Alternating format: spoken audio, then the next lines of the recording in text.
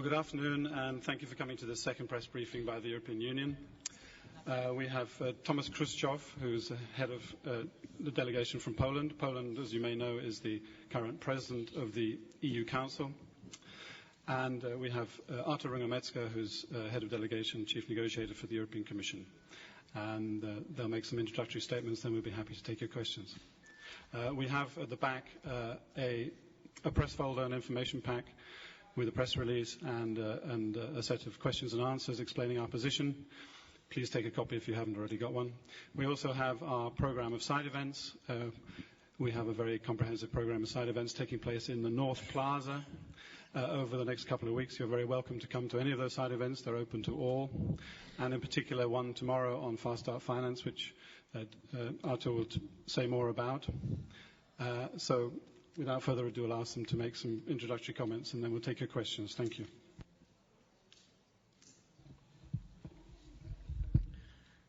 Good afternoon. Well, sorry for my throat. It's too much air conditioning here. Good afternoon, everybody. Well, as you know, we have come here to Durban as the EU to achieve good progress, to continue the good progress that we made in Cancun last year. And we know that this is the urgency which is growing. Extreme weather events are really causing human suffering and economic damage. And why I'm beginning from this? Last night we had tragic evidence of this here in Durban, where people lost their lives because of the torrential rain. So it's really a proof that there is no more time to wait, and there is no more time to debate instead of taking concrete actions.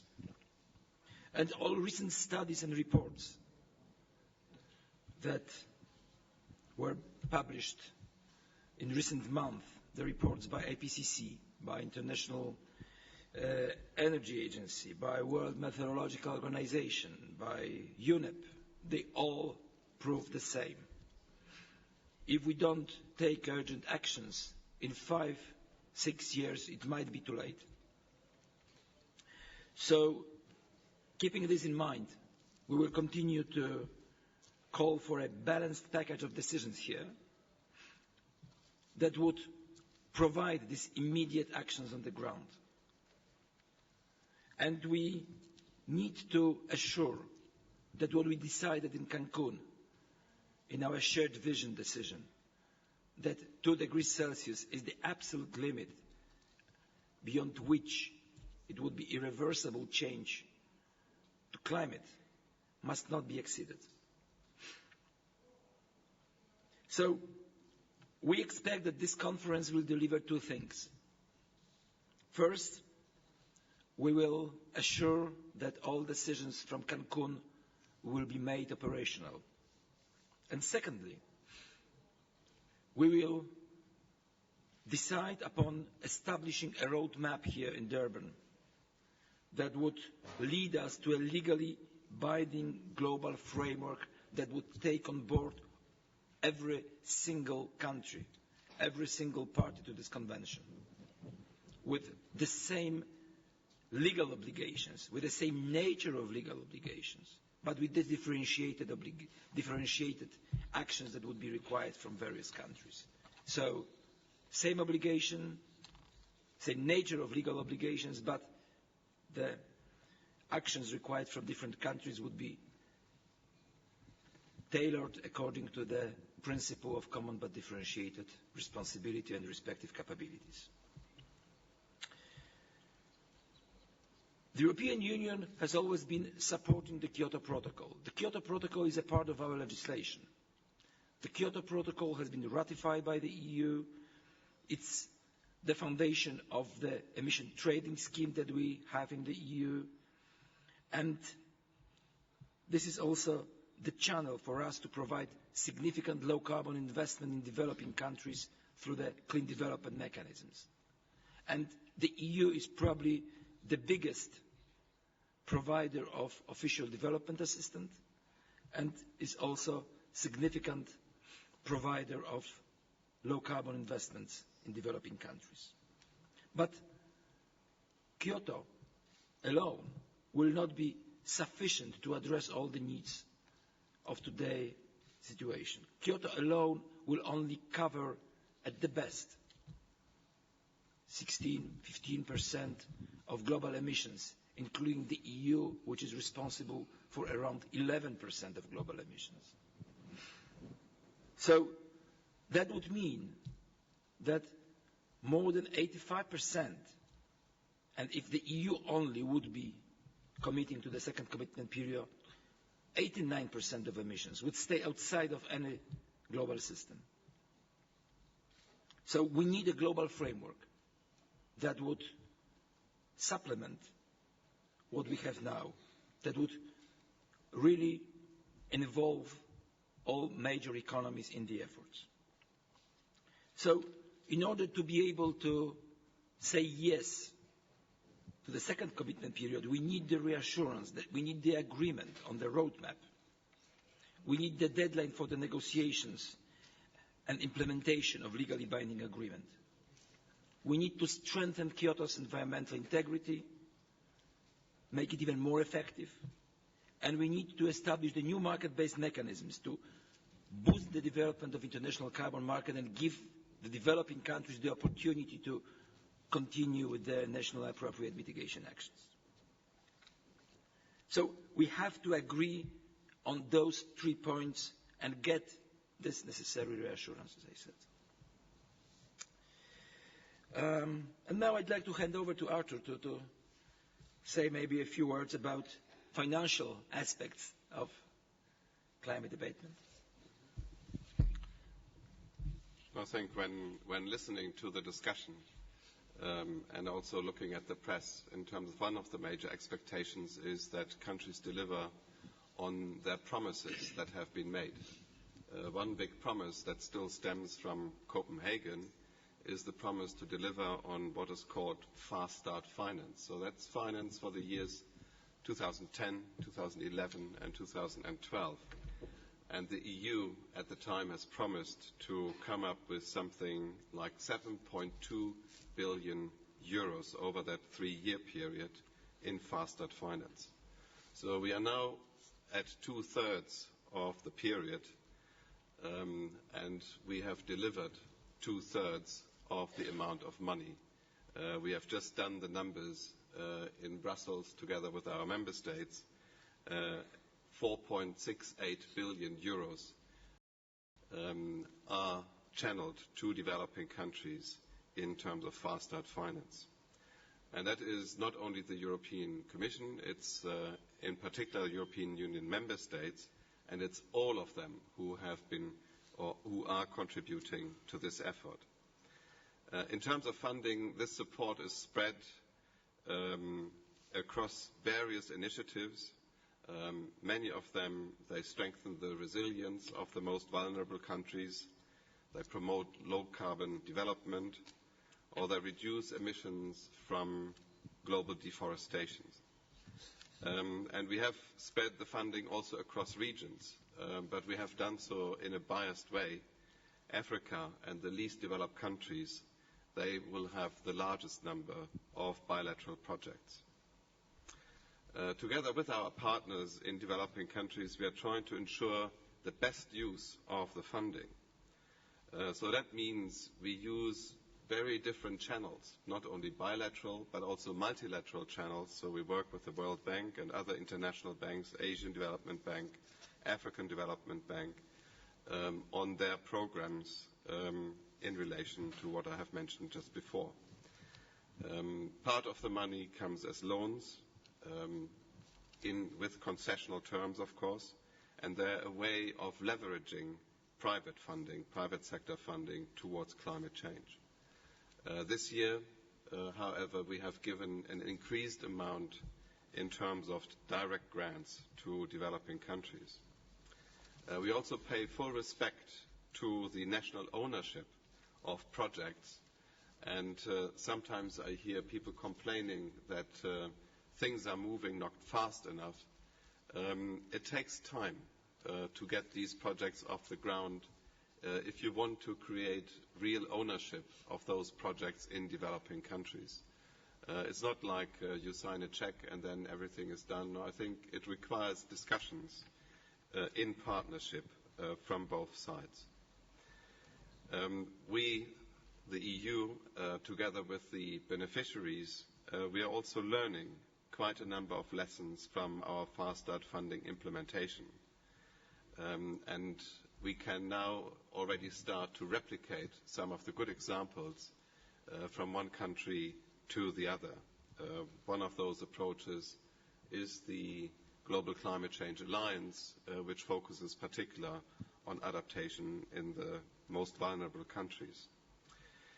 We are also very transparent in terms of how much we are spending, where we spend it, with whom we are working.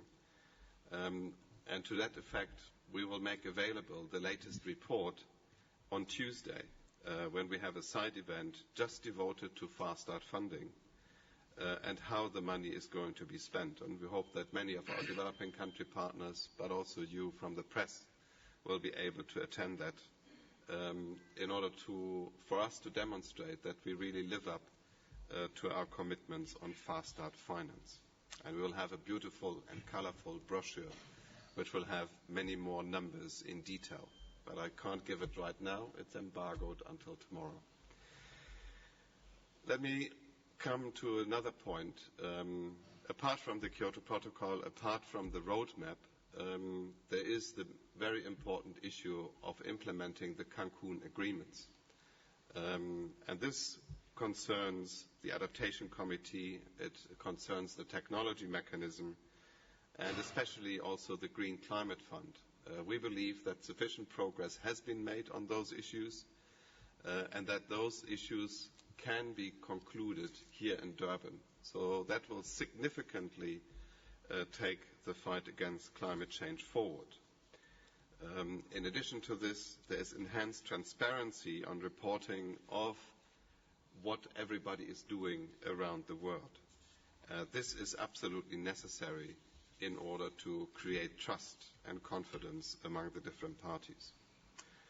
On the unfinished business from Cancun, particularly what's called the ambition gap, which means we are far away from reaching our goal to stay well below 2 degrees Celsius, that is something that we need to address collectively. We need to find a way forward in order to make sure that we are going to get back on track. And I think this discussion is going to go hand in hand with the discussion on the need for long-term finance. Durban will have to respect the science by setting long-term goals of reducing global emissions to at least 50% below 1990 levels by 2050. And also it will have to take forward the discussions on when global emissions must peak. If you look at the literature, Thomas, you have been mentioning some of those institutes that are working on that. They all say that it will have to be within a decade. It can't be later, definitely. One way of addressing the gap is looking at sectors we have not been focusing on that much in the past. One of those is emissions from international aviation and maritime transport. Another one is agriculture, and another one is the fluorinated gases. So there is opportunities there where we can do more together. So I don't want to prolong very much, but let me just reiterate one point, which is really very important for Durban, and that is that Kyoto alone cannot save the planet. I think we just need to reiterate that point. Today, it covers 25%. The next commitment period, Thomas said it, maybe 15%. Countries are running away from the Kyoto Protocol. So from that point of view, it's not going to be able to solve the climate challenge. And that is the reason why we need the other countries, those that do not want to commit under Kyoto, and I mean developed and developing countries, both sides, to tell us where is this process going to go, when are we concluding the next round of negotiations, and that is eminently important because otherwise we believe that the public, the people outside, many of whom have been seeing here in Durban what happened last night, they will just lose confidence in this traveling circus, as it is sometimes called, that cannot come to a conclusion. The question really is how high needs the water to get in these conference places before the negotiators start deciding. Okay, thank you very much. We'll be happy to take your questions. If you'd like to identify yourself, the organization you work for, and if your question is directed to one or other of the speakers, please say which. Gentleman at the front here to start with.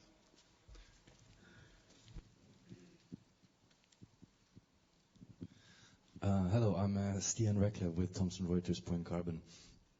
At the previous press conference, the UN one, just before you all started, the COP president said, or at least that's what I think she said, I may have misunderstood.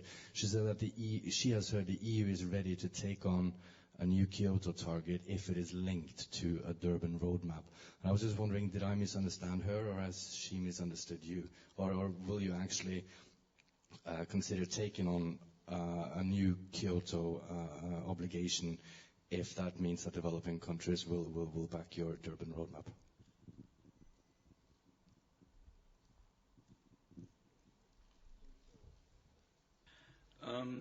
Well, I think there is no misunderstanding. We have clearly stated in the conclusions of the EU Environment Council, which were endorsed by the European Council, which is the gathering of the heads of states and heads of governments, that we are open to the second commitment period under the condition. And we also stressed, both me and Arthur, that we need kind of a reassurance that it's not just the exercise that would lead to having Kyoto Protocol alive a couple of years longer with no any improvement that would be offered to the global climate. We need something that takes on board 100% of emissions. And we want to be in Kyoto as the EU. And we need Kyoto because it's part of our thinking about how we can deal with climate. We need to reduce, we need to engage the industry, the business community, therefore we need market-based mechanisms.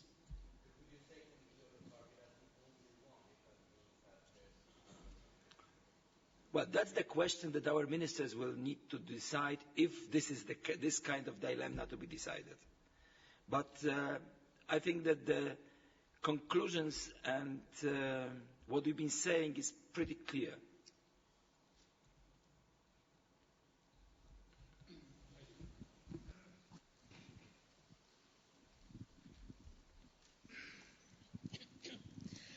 Thank you. Vanya Walker-Lee, the Malta Business Weekly. There is a news report this morning that the Canadian government will withdraw from the Kyoto Protocol under Article 27, I assume. Have you heard anything about this or had any talks with the Canadians? And how would this perhaps affect the future of the second commitment period? I think we probably have read the same press statement or something that came out in the press. So that is what the state of information is at the present point in time. In terms of whether it's going to affect the second commitment period, no, it will not, because Canada had already said that they would not move into a second commitment period. I think the signal they want probably to give is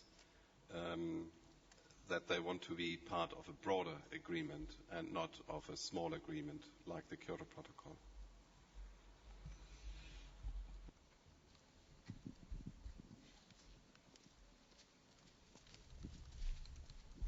Could we keep a mic down the front so you don't have to keep coming back and forth? That way we lose time. Judy Saw, SABC TV. If you go to the press conferences outside this room, you find they're always saying, pointing the fingers at the government as being the bad boys who are not coming to a conclusion and breaking Kyoto Protocol and trying to get rid of doing even minor changes. And then you come through to here, and it's almost like mind warp you, because then you get all the same people who are actually coming from the conference saying, oh no, we see completely the point of cutting down things. We're finding it difficult to get this. I mean, is it true that possibly the whole problem is that the governments are in the hands of the multinationals, and so therefore because of that we're not seeing any common sense? And if that is the case, don't they get it? Don't they get it? Because we're in danger at this moment in time, and yet all we're talking about is reductions and money, instead of talking about actual big, huge, drastic steps that might actually save us. I think you're totally right that the fight against climate change and the target we have set ourselves collectively, if we want to achieve that, it will require, I think, a big step forward. Of course, we all live in certain political realities, responsible within democracies to the electorate. And it is a hard fight. I think you will see that, for instance, in South Africa, you had a white paper recently adopted. That was not an easy step for you to take this forward. The same is true for Europe.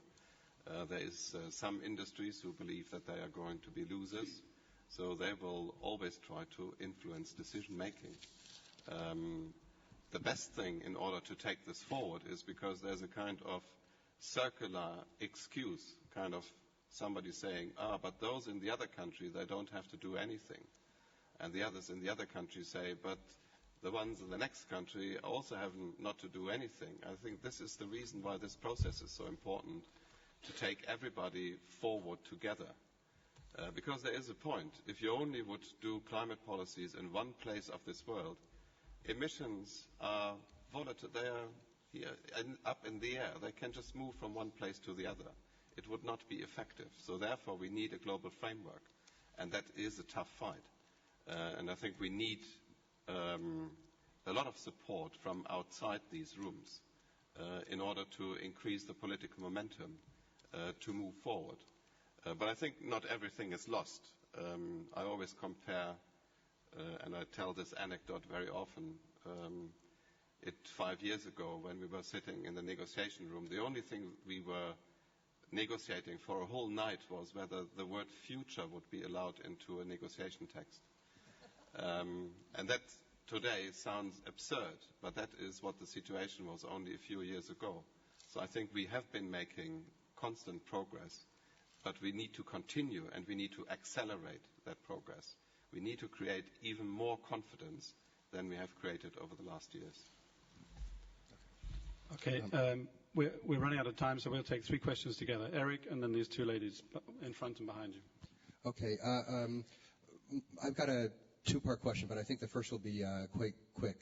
Arthur, you said, you talked about this 4.68 billion that the EU has already directed to emerging countries for adaptation. It was my understanding of the Fast Track Fund that it was supposed to go into a fund under the administration of some kind of an entity that would distribute it as needed, and that countries and entities were not allowed to sort of direct it themselves. So correct me in the way that I'm wrong on that. And the second is sort of a follow-up about the question of Canada, because another thing that we've heard about this morning is this idea, this proposal that seems to be gaining some traction somewhere, in the plenary about putting off things for some kind of a period of scientific study until 2015, with a second compliance period starting as late as 2018 or 2020 even. And so I'd like to ask either one of you, Thomas or Arthur, what you've heard about that and what your reactions to it are.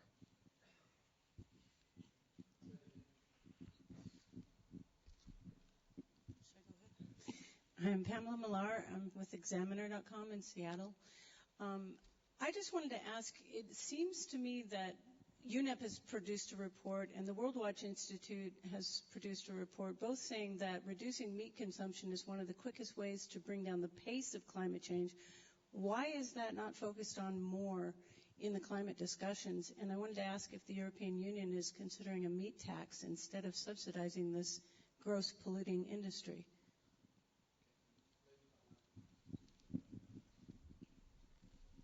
Ashlyn Lang from the Daily Telegraph. It's been reported today that the UK has offered some support to the tar sands project in Canada. I understand that the EU is very much against any development in that area. Could you tell me what is your current feeling about the tar sands project, and where does this leave the UK within the EU grouping?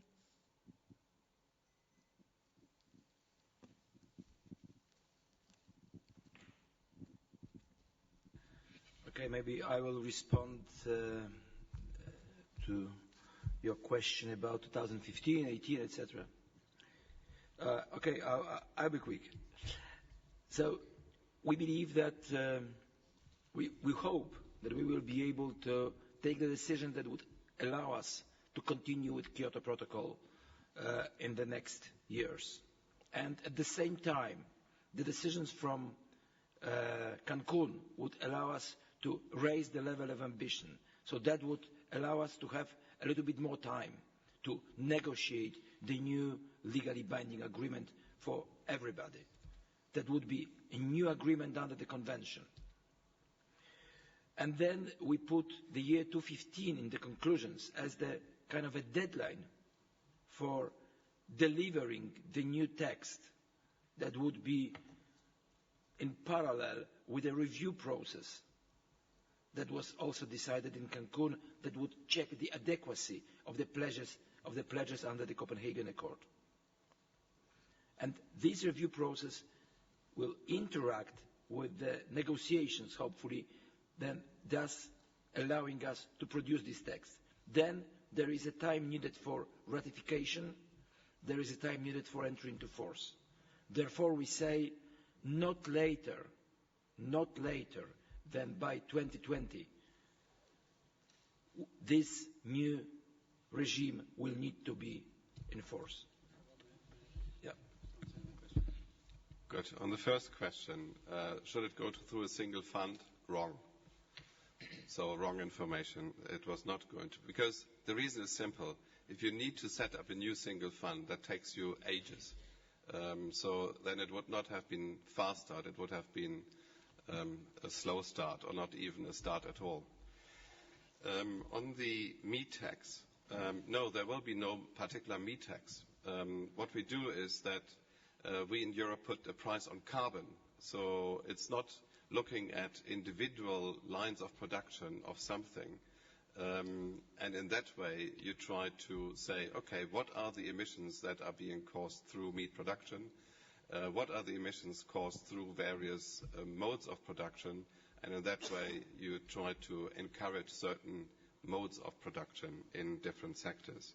On the tar sands question, that is an issue that is being raised in a piece of legislation that is in place in Europe, the so-called Fuel Quality Directive. And what we try to say there is that we want to reduce emissions from fuels by 6% over the next couple of years until the year 2020. And that requires that you set different values related to the emissions on CO2 that come forward during the production process. And in that way, tar sands would be disfavored because in terms of the way of production, there is a lot of emissions that are being caused compared to other fuels that have a cleaner way of production.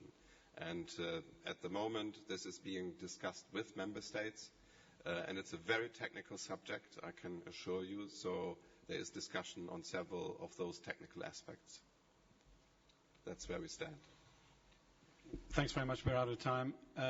You're very welcome, as we said, to come to our Fast Start Finance side event tomorrow. It's at 1 o'clock in the North Plaza in the EU Pavilion. Thank you.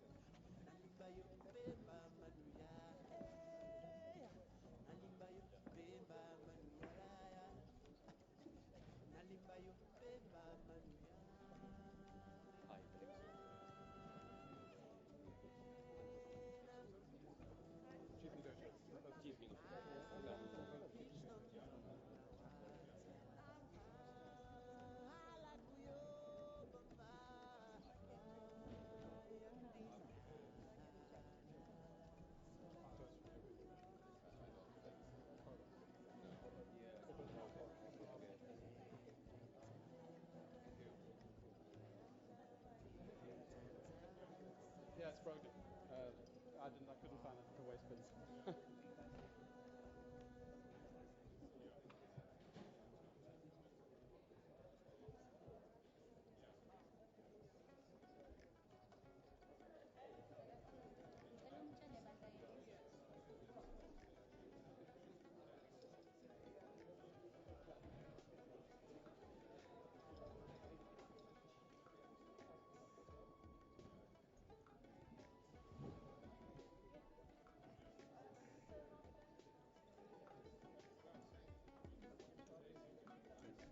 Can you come with me?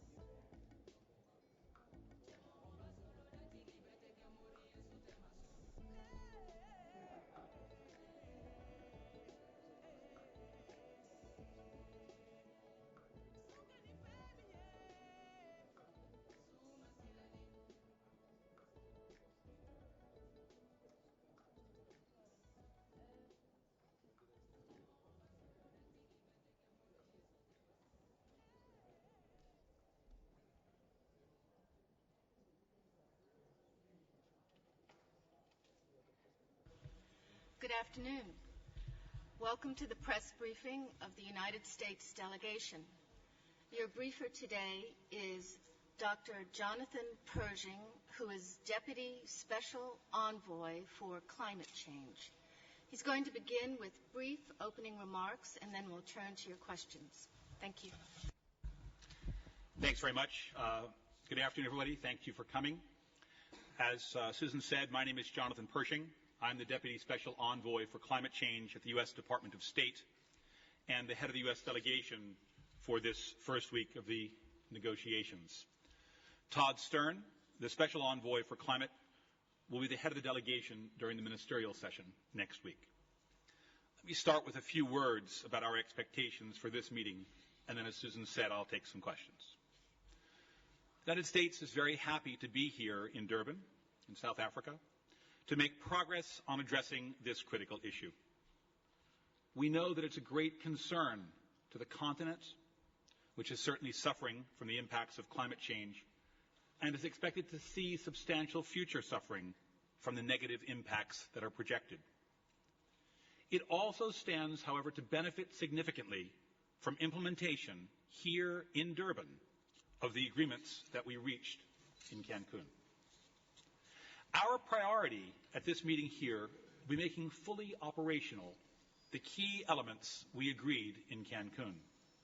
If we do this, we will have made a substantial step forward in the global effort to address climate change.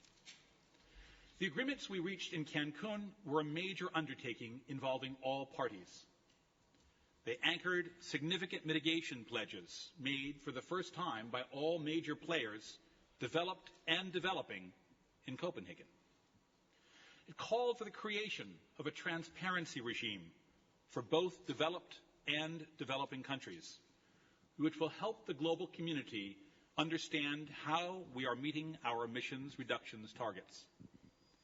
It called for the establishment of a Green Climate Fund, a technology executive committee, and a technology center and network, and a new adaptation committee. Taken together, these institutions and agreements will guide international climate action for a long time to come. And our key task here is to make them, all of them, fully operational.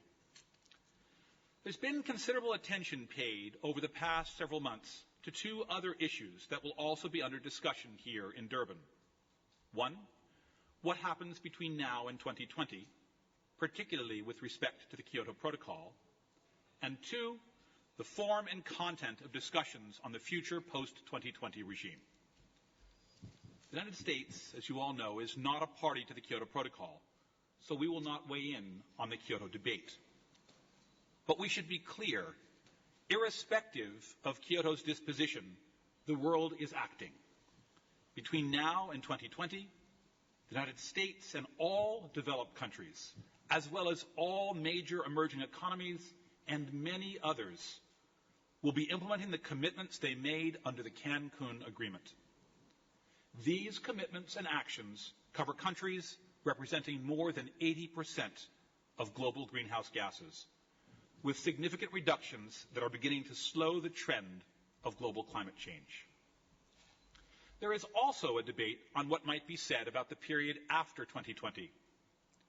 Discussions have covered what the nature of such an agreement might be, and how and when the process for discussing such a post-2020 agreement should get underway. Neither we nor any other country has suggested that the actions we are committed to through 2020 will be sufficient. Additional post-2020 steps will also be needed.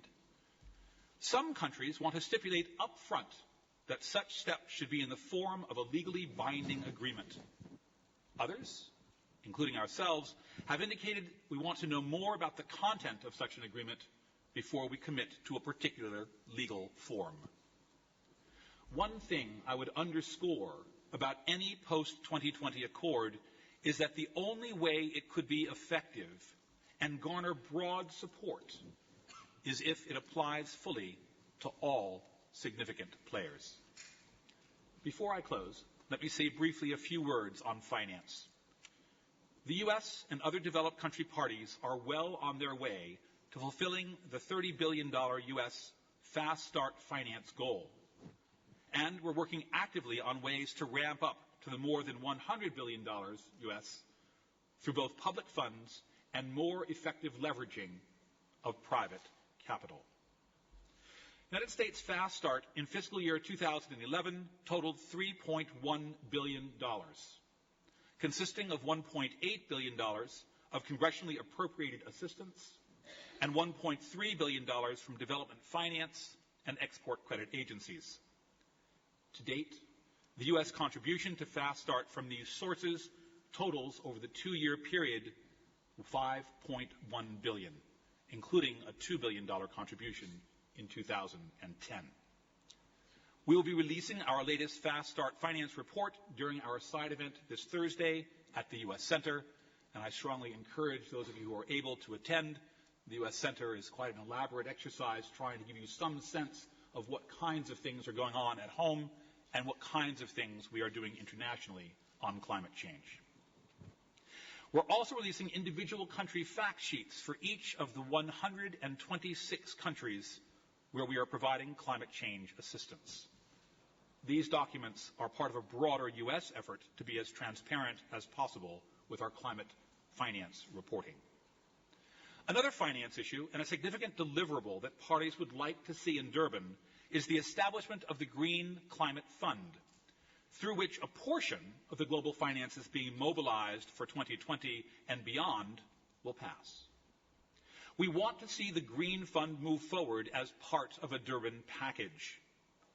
However, our substantive concerns about the report produced by the Transitional Committee are real and need to be addressed in order for the U.S. to be able to support this fund. We believe these issues can be fixed, and by doing so, we will improve the workability and attractiveness of the fund. Thank you very much. I'd be happy to take your questions. Thank you. We have 2 roving mics, and I would ask that before you raise your question, if you could identify yourself by name and news organization. And today, I would like to ask you to stand up so that we could get the mic to you. May I see a show of hands of people who have a question?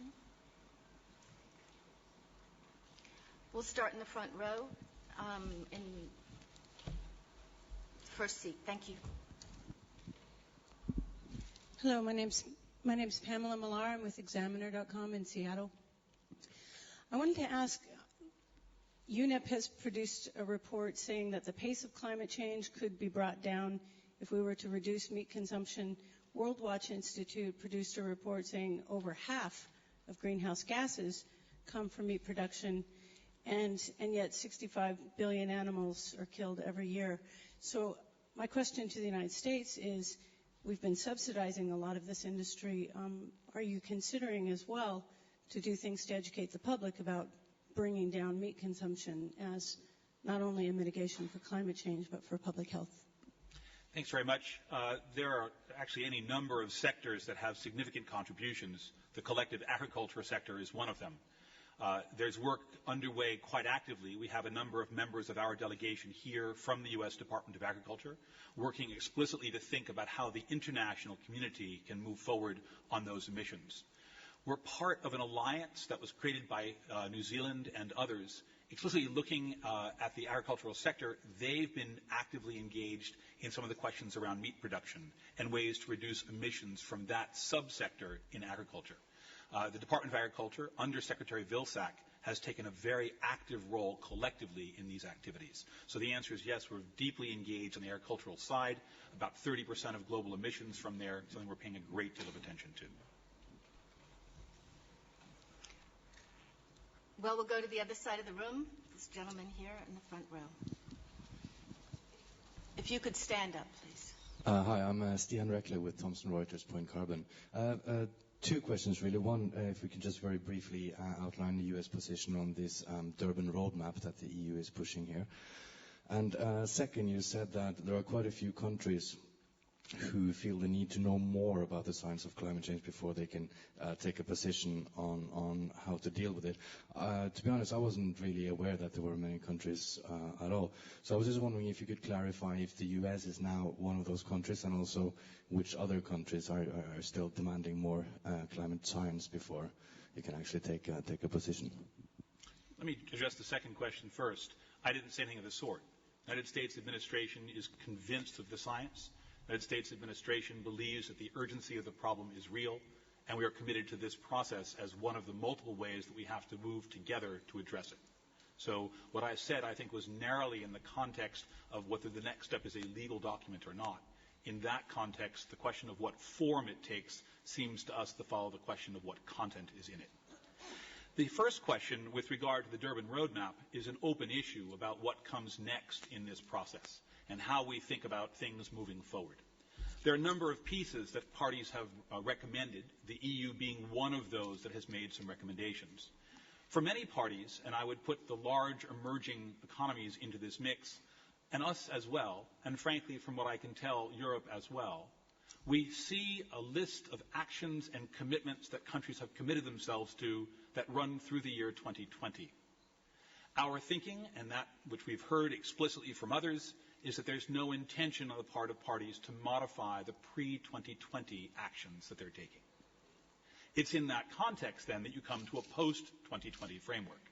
And the issue there is, do you have to resolve that now? What form does that take?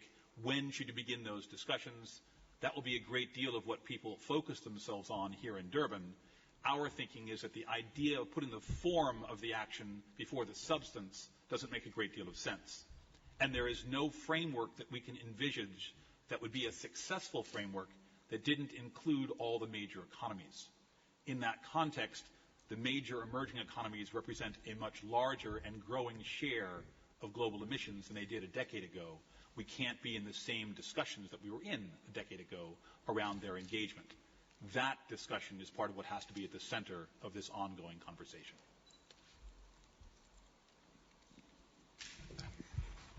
Let's go to the third row, second person in, and if you could please stand up. Thank you. Kim Chipman from Bloomberg News. Given that the Cancun agreements do include all major emitters, would the U.S. ever view the Cancun agreements as a model for post-2020? There's a great deal in the Cancun agreements that seems to us to be the kind of exercise that we do like. So, for example, you noted, and we would fully agree, it does include the major emitters.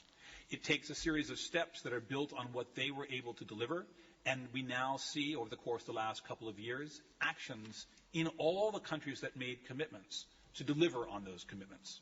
That's a tremendous first start.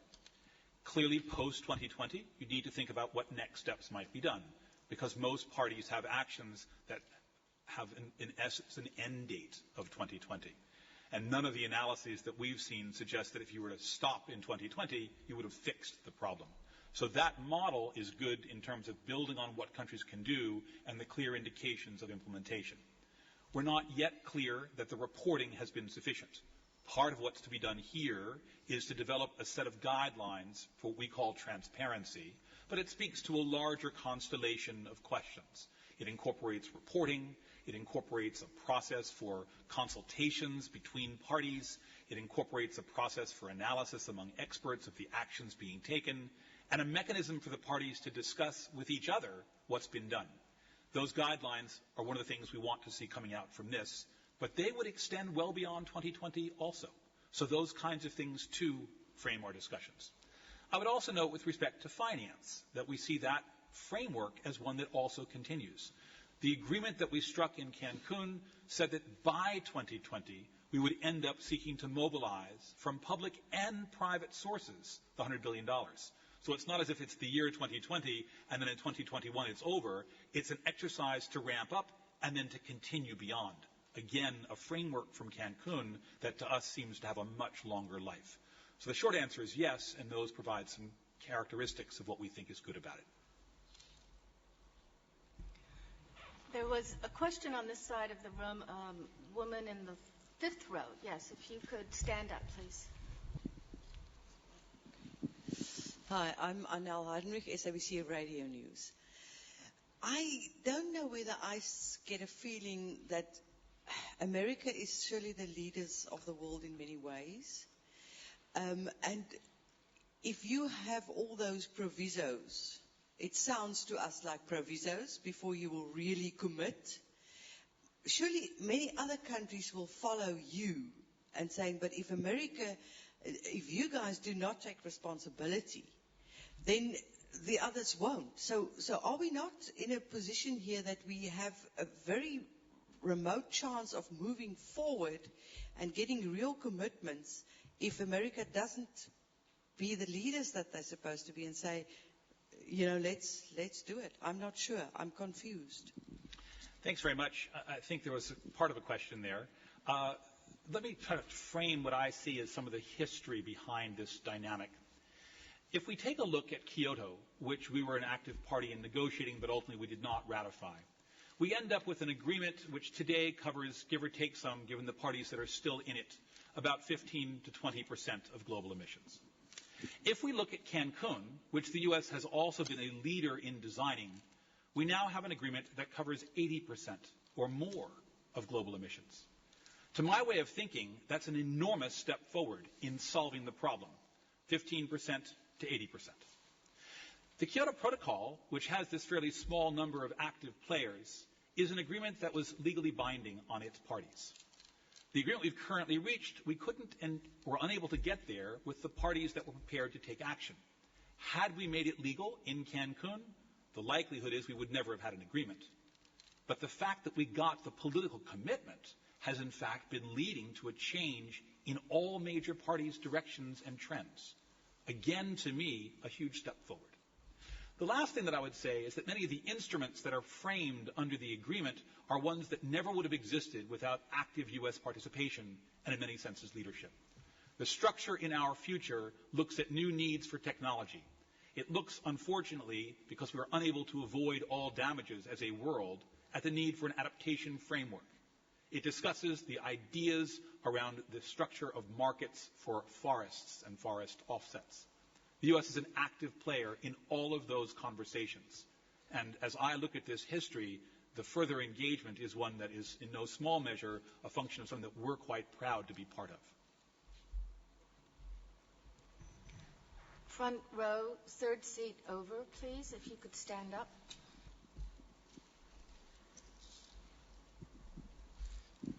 Thank you, Tony Connie, Independent Newspapers.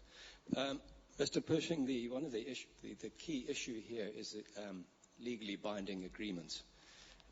Back in the States, you have a very fine constitution set of laws. It's very clear. It says, thou shalt not cheat, thou shalt not murder, etc., and it's legally binding. In this international forum, the States has almost a double standard. Can you explain why your reluctance to commit to legally binding agreements here? Or I hope you're not going to blame China entirely. Thank you. Thanks very much. I think there's a couple of questions that this raises. The first, you speak to our Constitution. One of the questions behind our Constitution is the balance of power between the various branches of our government. It's a little bit unusual in the context of international governmental systems. Ours is structured with an equal balance between our legislative branch and our executive branch, as well as our judicial branch. We have a requirement that in order to pass a legally binding treaty, you need to have 2/3 of the member of the upper house approving of the instrument. They've made clear, and frankly it's something the executive branch strongly supports, that the idea of the United States going forward with a legally binding agreement in which a substantial share of global emissions are not included is not a particularly effective or successful mechanism to control the climate change problem. If we just take a few narrow examples, the existing structure under the EU, as I mentioned, somewhere between 15 and 20% of emissions. The US about the same size. The vast majority of the remainder comes from a handful of major emerging economies. The structure of a legal agreement in which we are bound and those economies are not is untenable. It will not solve the problem. It would not be accepted in the United States. We are working for an agreement which we can endorse, which we can participate in, and primarily which works on the environmental problem, which means that all countries need to be in. There has been a question on the second row. If the woman right to your left. If you could stand up, please. Thank you, Vanya Walkley, the Malta Business Weekly. You said that you did not foresee any modification of actions before 2020. Would this then preclude certain countries proposing greater emission reductions than one sees under the Cancun Agreement? And how does this fit in with the IPCC recommendation that there should be emission cuts of 25 to 40% below 1990 levels by 2020, with a peaking year in 2015? Thanks very much.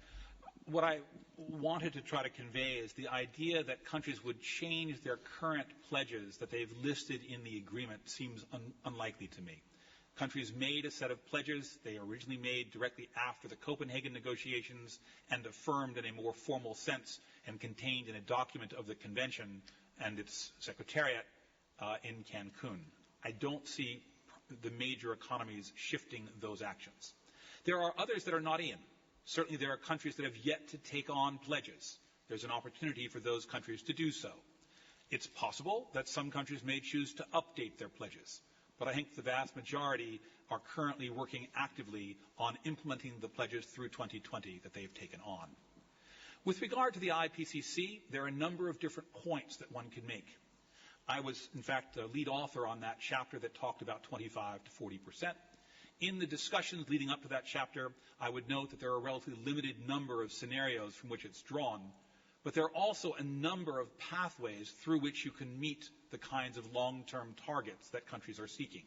In particular, we agreed to a long-term visionary goal of seeking to stay below 2 degrees. Many, essentially an infinite number of pathways get you there. All of them require action in the near term. Many of them would pass through exactly the set of actions that countries are currently taking. All of them would imply additional action post-2020. So it depends on what you do now. It depends on what you do after 2020. Those still lead you to a 2-degree outcome. So the question then becomes, how do you do that? How do you set it up? It's been quite clear that if we required a legal obligation to act, we would not have gotten even the current set of actions. So in some sense, that structure would have precluded the major emerging economies from joining this process. And yet those economies represent the vast majority of future growth. And unless we can bring them in, we can't solve the problem. So a practical, a pragmatic, a scientific outcome requires these kinds of outcomes, these kinds of activities, and this kind of global collective engagement. That's what we're seeking. We have time for one more question. Front row, gentleman in the blue shirt.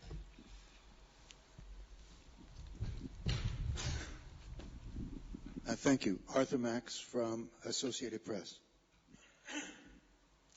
Coming back to the question of legally binding, the United States is negotiating for legal parity with all major emitting countries. If it should happen that your position is accepted by those countries and you still have to take this back to the Senate for approval, is it reasonable to expect that the other countries, given the fact that the United States Senate has not approved an international treaty, and I don't know how long, I think even the Law of the Seas Treaty has not been approved yet. So given this fact, what could you do? Could you agree in the context of these negotiations to a legally binding agreement when the possibility of rejection by the Senate is very likely? Thanks, Arthur. It's kind of hard to deal in hypotheticals like this. I think I'd be much more interested in seeing what kind of an outcome comes from this process. I could very clearly state it in the opposite direction. If there is an agreement, and the agreement legally binds the United States and does not legally bind other countries with the same level of force, it is clear we could not ratify such an agreement. We did not in the past. I doubt we would at any point in the future. So I take it in the other direction. The reason that we're negotiating for that kind of parity is that that becomes a basic requirement for us to be able to move forward. I think there are multiple ways to go. I'm not sure that that issue of legal form will in fact be resolved here or needs to be resolved here. We've got a whole set of actions that countries are taking under the existing agreement which move us forward through the year 2020. The context of what comes next is to be discussed. That's part of the conversation. The narrow dynamics of what form may not be the key issue at this time. Thanks very much. Thank you for coming.